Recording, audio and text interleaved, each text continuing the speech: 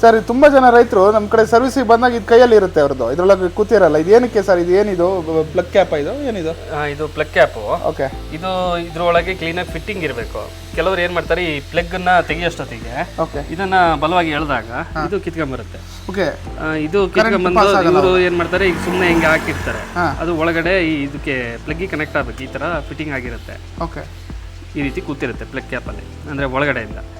ಅದು ಸರಿ ಕೂತಿಲ್ಲ ಅಂದರೆ ನಿಮ್ಗೆ ಸ್ಟಾರ್ಟ್ ಆಗಲ್ಲ. ಓಕೆ. ಸ್ಟಾರ್ಟಿಂಗ್ ಇಶ್ಯೂಸ್ಗೆ ಇದು ಕಾರಣ ಇರ್ಬೋದು. ಸ್ಟಾರ್ಟಿಂಗ್ ಇಶ್ಯೂಗೆ ಇದು ಕಾರಣ ಇರುತ್ತೆ. ನಿಮಗೆ ಇದನ್ನು ಯಾವ ರೀತಿ ಫಿಟ್ ಮಾಡೋದಂತ ತೋರಿಸ್ತೀನಿ.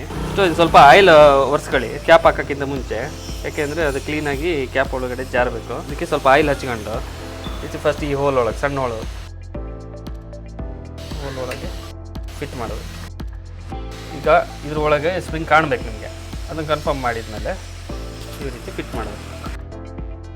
ಈಗ ಕರೆಂಟ್ ಪಾಸ್ ಆಗಿಲ್ಲ ಅಂದರೆ ನೀವು ಈ ಕ್ಯಾಪನ್ನು ತೆಗೆದು ಚೆಕ್ ಮಾಡ್ಕೋಬೇಕು. ಓಕೆ.